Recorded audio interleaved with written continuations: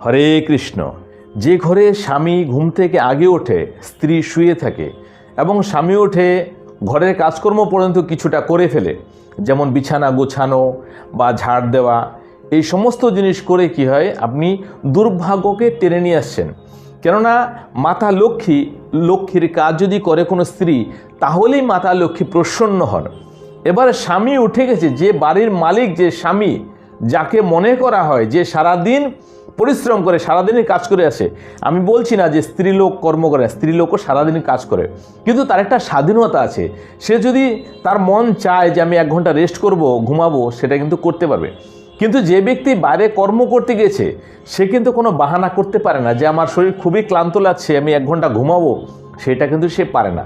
তারপরে সে সারাদিন কর্ম করে এসে সবার পরেই শোয়, কিন্তু স্ত্রী আগেই শুয়ে থাকে। আবার ঘুম থেকেও দেখবেন অনেক সময়